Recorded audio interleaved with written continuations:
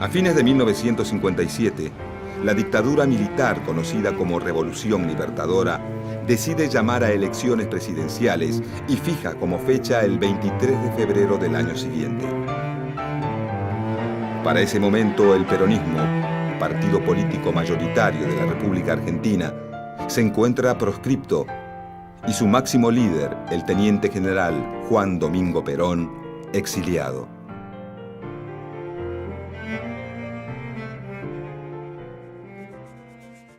Dos fuerzas políticas surgidas del radicalismo se disputan el poder en las próximas elecciones.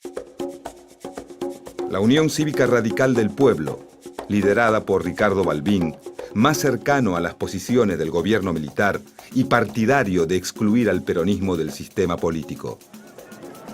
Y la Unión Cívica Radical Intransigente, liderada por Arturo Frondizi, quien pocas semanas antes de los comicios decide hacer un pacto electoral con Perón.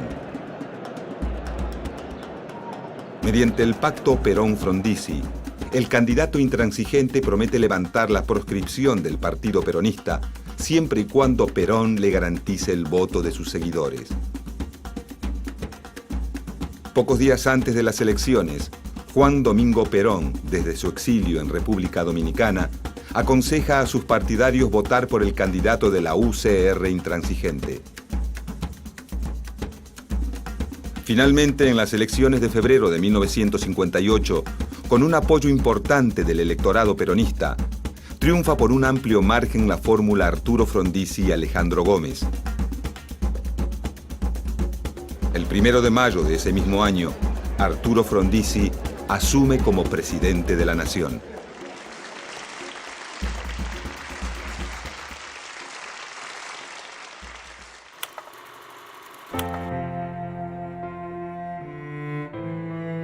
Arturo Frondizi es un político e intelectual de sólida trayectoria, a quien muchos ven como la alternativa no peronista para una política de crecimiento basada en el desarrollo industrial. Su partido gobierna todas las provincias y tiene mayoría en ambas cámaras del Congreso. Pero su gobierno sufre de una profunda debilidad política, ya que las Fuerzas Armadas y el radicalismo del pueblo, desde el primer día, se dedican a obstruir su labor de gobierno. Ante este escenario político desfavorable, Frondizi decide actuar con rapidez. En sus primeros meses de gobierno otorga un aumento de salarios del 60%, dicta leyes que favorecen la erradicación de capitales extranjeros, firma acuerdos de explotación petrolera con empresas europeas y norteamericanas y estimula inversiones en áreas consideradas estratégicas, como la celulosa, la energía y las industrias automotriz y siderúrgica. En el plano político, Frondizi decreta una amnistía y permite a varios líderes sindicales peronistas retomar el control de sus gremios, aunque no cumple con su promesa inicial de levantar la proscripción del peronismo. En poco tiempo, las políticas desarrollistas impulsadas por Frondizi hacen que la economía argentina crezca de manera notable. Pero el aumento de la actividad industrial genera una masiva importación de insumos que rápidamente se traduce en inflación y déficit en la balanza de pagos. Con el fin de controlar esta situación, el gobierno pide un préstamo al Fondo Monetario Internacional y lanza un plan de ajuste que incluye fuertes medidas de austeridad. Pero los meses pasan y la crisis no cede. Presionado por los sectores militares, Frondizi nombra como ministro de Economía a Álvaro Alzogaray.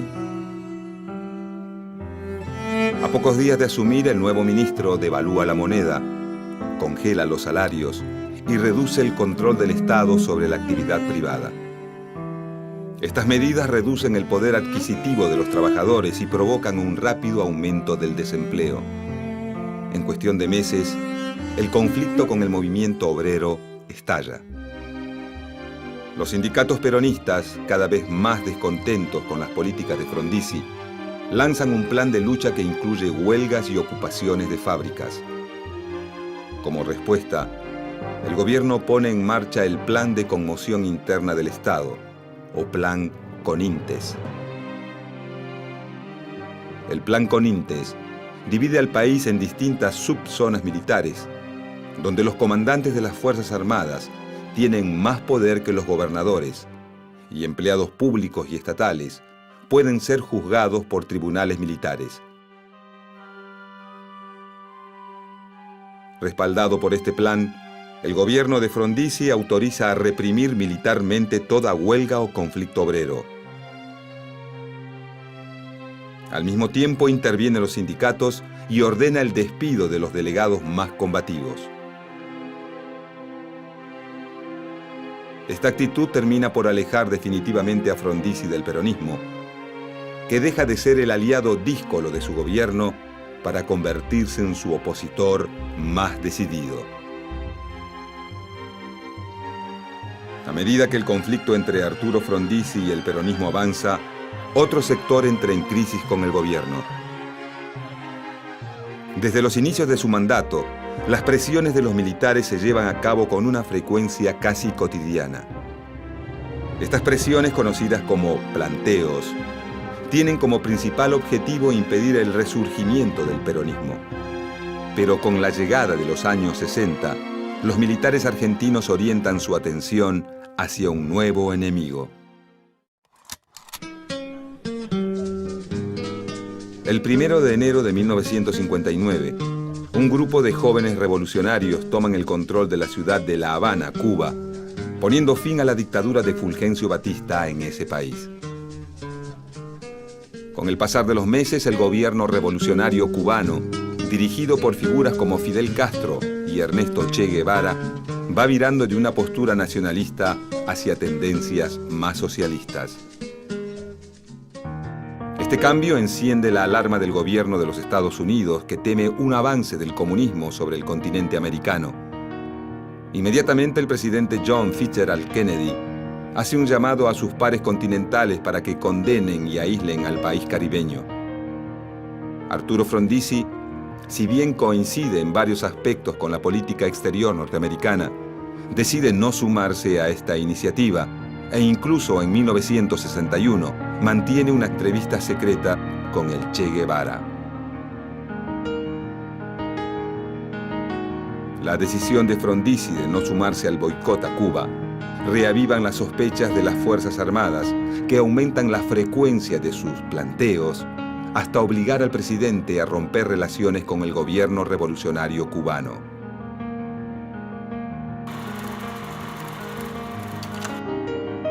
Para comienzos de 1962, el panorama de gobierno del presidente Frondizi es bastante sombrío.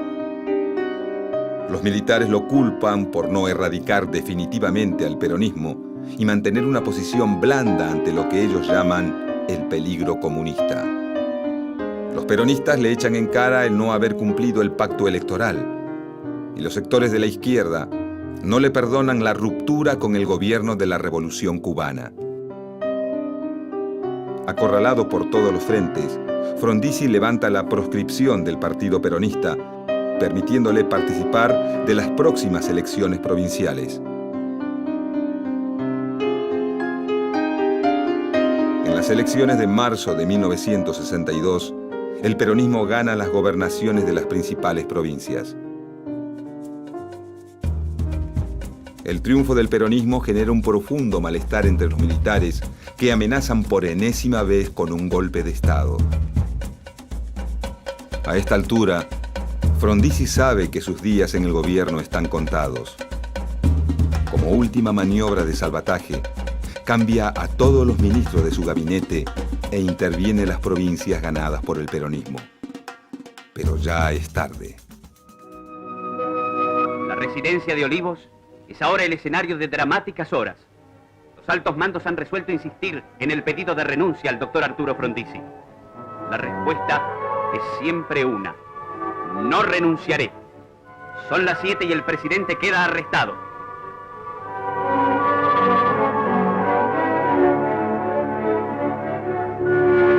A las 7:46, en su automóvil oficial y escoltado por otros coches donde viajan altos jefes de las tres armas, se dirige al sitio prefijado, el Aeroparque. El 29 de marzo de 1962, los comandantes en jefe de las Fuerzas Armadas lo desplazan del poder y asume en su lugar José María Guido, presidente del Senado. Esa misma noche, Arturo Frondizi es detenido y confinado en la isla Martín García, siguiendo el camino iniciado años atrás por Hipólito Yrigoyen y Juan Domingo Perón.